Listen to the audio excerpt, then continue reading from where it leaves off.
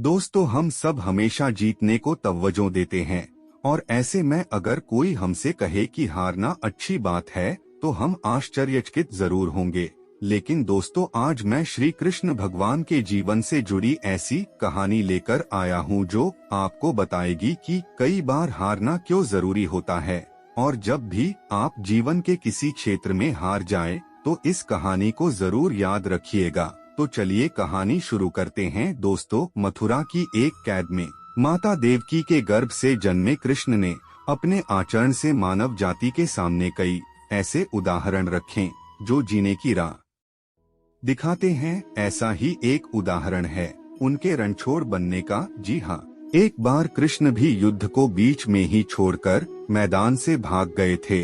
फिर भी शत्रु का वध हुआ और हजारों निर्दोष नागरिकों की सुरक्षा हुई। यह है कृष्ण के रणछोड़ बनने की कहानी। भगवान श्री कृष्ण का जन्म कंस का वध कर समस्त पृथ्वी लोक को उसके अत्याचारों से मुक्त कराने हेतु हुआ था। किशोरावस्था में ही वह गोकुल से मथुरा आ गए तथा दुष्ट कंस का वध किया। कंस की मृत्यु से दुखी उसके ससुर जरासंध ने एक विशाल सेना लेकर मथुरा पर आक्रमण कर दिया।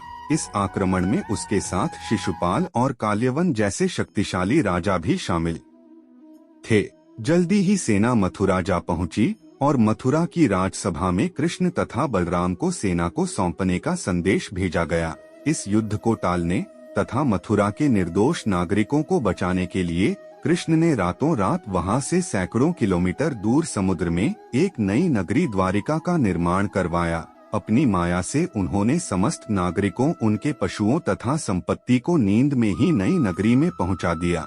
अगले दिन सूर्योदय के समय कृष्ण तथा बलराम जरासंध की सेना के सामने जा पहुँचे और उसे लड़ने के लिए चुनौती दी। जैसे ही जरासंध और दूसरे राजाओं ने कृष्ण को मारने के लिए शस्त्र उठाए, दोनों भाई भागने लगे। उन भाइयों के पीछे जरासंध तथा काल्यवन जैसे राजा भी भागने लगे। कुछ ही देर में दोनों भाई बहुत आगे निकल गए और उनके पीछे केवल मात्र काल्यवन रह गया। उसे देवताओं ने वरदान दिया था कि उसकी हत्या किसी अस्त्र या शस्त्र से नहीं होगी। ऐसे में वह निर्भीक था और लगातार कृष्ण का पीछा करते करते एक गुफा में जा पहुंचा। गुफा में राजा मुचुकुंद सो रहे थे, जिन्हें इंद्रदेव ने वरदान दिया था कि जो भी उन्हें उठाएगा वह उनके देखते ही जलकर भस्म हो जाएगा। वहां पहुंचकर कृष्ण ने सोए हुए मुचुकुंद पर अपना पीताम्बर डाल दिया और स्वयं छिप गए।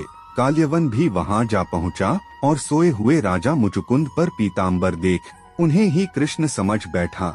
उसने मुचुकुंद को उठाने के लिए लात मारी, जिसके कारण उनकी निद्रा खुल गई और उनके देखते ही काल्यवन वहीं पर जलकर भस्म हो गया। तत्पश्चात कृष्ण ने राजा मुचुकुंद को अपने चतुर्भुज स्वरूप में दर्शन दिए और उन्हें मोक्ष पाने का वरदान दिया।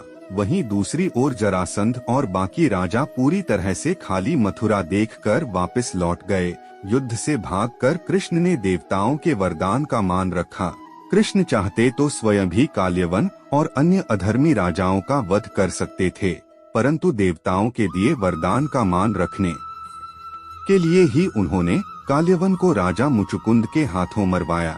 इसी तरह बाद में जरासंध का वध पांडु पुत्र भीम के हाथों करवाकर भूधरा का भार कम किया। इस तरह कृष्ण ने दुनिया को उदाहरण दिया कि कई बार हमें अपनों के मान के लिए हारना पड़ता है। इस कहानी के बाद कृष्ण के नाम के साथ हमेशा के लिए रणछोड़ जोड़ दिया। दोस्तों, श्री कृष्ण की इस कहानी से हमें यह सीख मिलती है कि अनावश्यक ताकत का प्रदर्शन नहीं कर बुद्धिबल से हमें काम लेना चाहिए। इस तरह हम अपनी शक्ति को खर्च होने से रोक सकते हैं और बड़े से बड़े संकट का भी सामना कर सकते हैं। दोस्तों, आज की कहानी से आपने क्या सीखा? अपने विचार हम कमेंट बॉक्स में कमेंट करके जरूर बताइएगा। बाकी अगर वीडियो अच्छी लगी हो तो मेरे चैनल को सब्सक्राइब करें। धन्यवाद। राधे राधे।